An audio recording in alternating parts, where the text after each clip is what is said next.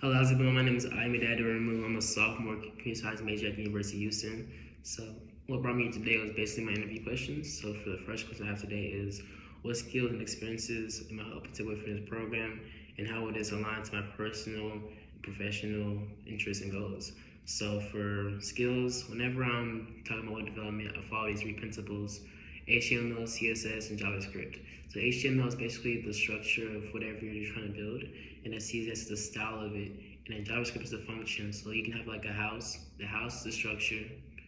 Whatever you put in the house, like the coloring, is the CSS, and then opening the door is the function.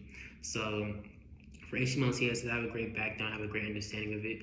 I feel like there's so much hidden features that I know about, so many code that I can basically implement in the HTML and CSS. So me being in this program, I can just find ways of implementing the code and making sure that my website looks better.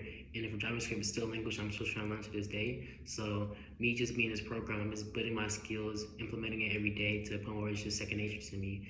And then for my personal and professional interests and goals, so I combine it with the second skill, trying to basically capture the customer's eyes. So whenever I'm building a website, I always try to see it as like me marketing the website, because you're trying to basically capture the audience, capture the perspective, capture their eye, let them be more interactive in the website. It's like, oh, it's a really nice website. So if you can get their attention, then you already know that this website is already good to go. And then for experience, I just want to learn and grow, learn from the higher ups, see how they attack problems, see how they attack problems and their solutions. So I consider myself as a sponge. So I'm always trying to grow and learn. So the more I'm going day by day, and more I'm learning. So I feel like this comes for experience. So the second question is, how can my website or any website or application promote activism or support a community? So for Codepath, for the fall semester, I was given an opportunity to work on an activism project. So the project I chose was a Roe vs. Wade, which is a case where basically states are inhibiting women from doing abortion, and I feel like that's very wrong. So basically, the title of my project was "My Body, My Choice," because women is their body and their choice, so they can do whatever they want to. So basically, the point of my website was basically built around resources and ways that I can help women fight this case. I'd have basically like create where I have mental health, where I have mentorships.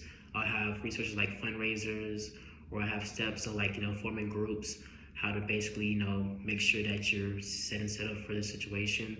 And I feel like it's a really big situation, a big problem going on in this world. And I feel like there should be no law that inhibits and restricts women from their rights. So that's why I built this website, and I actually enjoyed and loved it. And it was a great time for me. And if you look at my projects, I have it in my projects. So it's just an amazing website, and I actually had a great time doing it.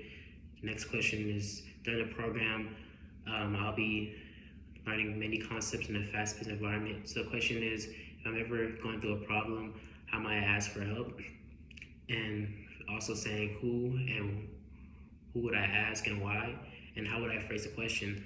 So whenever I'm stuck in a problem, I always ask questions. Whenever I'm always the first one to ask questions. I'm never afraid to ask questions, because I tell myself every time that there's so much stuff you can learn. Don't limit yourself and just tell yourself, oh no, I can just take it on by myself. Because if you take it on by yourself, you're gonna stress yourself. Always ask questions, because you're also learning. So the more you ask, the more you learn, the more you know. So I always try to find somebody or anybody I can find, because you never know. This person might be a software engineer. This person might be an astronaut. You never know. It's a very big world. So I never try to limit myself, so looking at people saying, oh, they might not know the answer, because you never know. They might know the answer. So whenever I'm asking somebody a question, I don't just ask them what is the answer to the solution. I just ask them, if you were given this problem, how would you break it down? How would you attack it? What do you see? Are there any hints? Are there any basically key points that you see across this problem? I always ask those questions, because that way, instead of just getting the answer, I can learn. I can just pick off their brain, see their perspective, see how they see this problem. Because you gotta just break it down. Once you break it down, it gets easier. So I gather all those perspectives, and I basically just create my own solution based upon those opinions, and that's where I can just find my solution. So I'm always asking, because if you don't ask, you're only gonna hurt yourself. So the more you ask, the more you know, the more you learn. That's very important. So then for the last question is, in the program, interns are paired with an industry mentor, and basically saying what are 3 questions you would ask your mentor and why.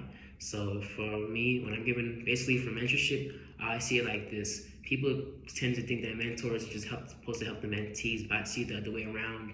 It's supposed to be basically two and one, basically a group to working together. So basically, the mentors helping the mentees, and the mentees helping the mentors. So whenever I'm given a mentor, I always ask them, "What can I do to help you? What can I make your life easier? How can I basically make sure that you're following your your rules, make sure that you follow your principles, and making sure you need to be where you need to, making sure that you have to, making sure that you're at the, making sure that you're going to where you're supposed to be." And also ask them, what would you tell your younger self to right now? Because I also want to ask them like to reflect, like, they've been through so much, they're wise, so like they know so much. So I want to just basically say, what would you tell your younger self to this day? How would you tell them? What do you think you could have done better? Because it's always good to self-reflect and just look upon life and just like, wow, I could have done this one better. But it's just good to know that you've learned so much, you became wiser. And then my final question would be, what are your goals and aspirations? I'm always gonna ask them basically, what do you want? What do you want to do? What do you want to be? What are your aspirations? What are the key pins that you have so far? What do you have for your life? What are basically your starting points? What do you have going on? I just want to keep getting to know my mentor, become best friends. Because at the end of the day, it's a relationship. As I see it as a relationship, I just see it as a friendship. So basically, I'm trying to be the best friend, be the best person I can do to help my mentor, and also learn from him. So that's why I just see it as two people working together, not just the mentor helping the mentees, both the mentor helping the mentee, and the mentee helping the mentor. So I really feel like that's how I see it as, and that's how I would help my mentor, and that's the questions I would ask for him. So these are the questions I have today, and I'm truly grateful for y'all for having me for this opportunity. It's really amazing. I really enjoyed it. It's been a great time, and thank you for having me, and have a great day. Thank you so much.